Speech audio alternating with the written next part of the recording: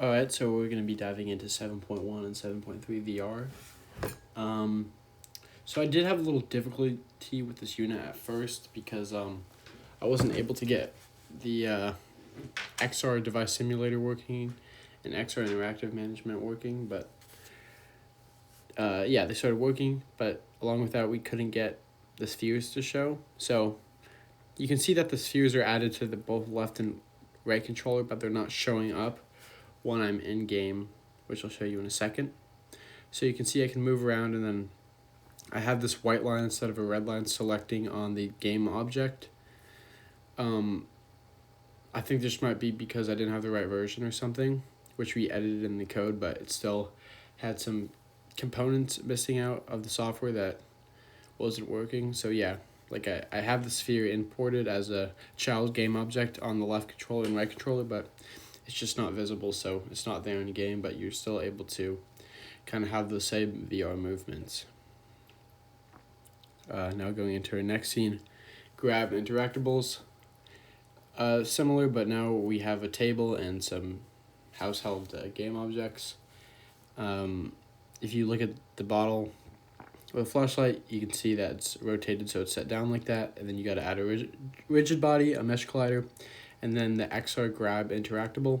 And if you scroll down a little more, there's this activate component, and that's for turning the flashlight on and off. But because I didn't have the spheres for the controller showing, I wasn't able to do that. So I think there's already built-in code to the game for the XR device or interaction manager. So as you can see, I'm in game,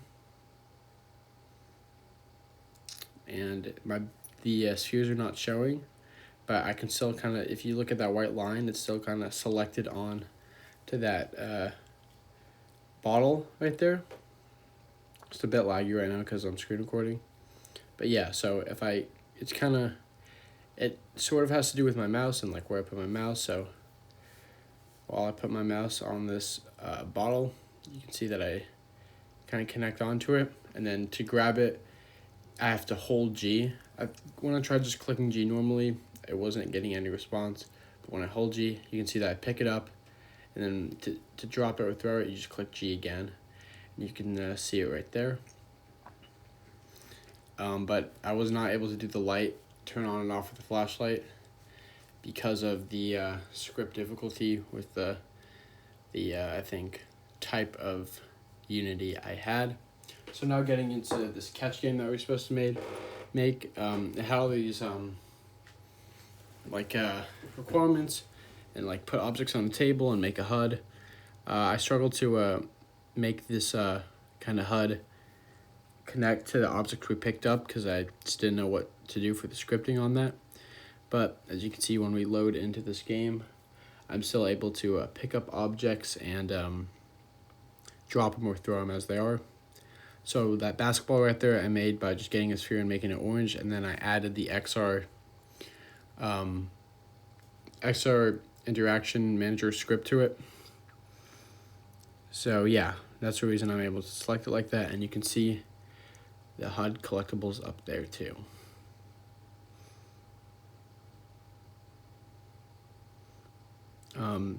I put money, a pencil, a pan, same flashlight, a bottle, and then I also put a plunger too, and then an egg, and then I think that's a spoon and a fork.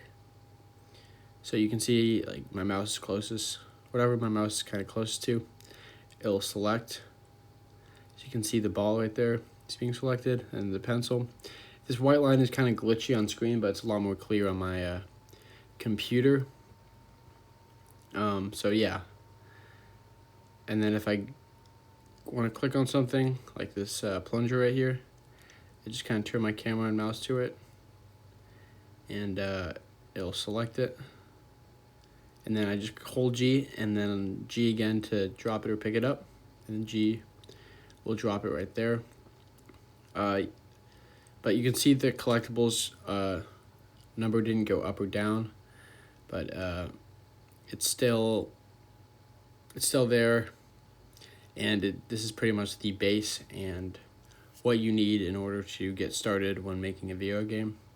Also, along with this, each component has the rigid body, the mesh collider, and the XR interactable script, so that the user is able to pick up and interact with objects, such as like grabbing and throwing them, or just dropping them too. And then this toggle script is what we worked on. It was mainly just for the light, so you can turn it on and off when playing.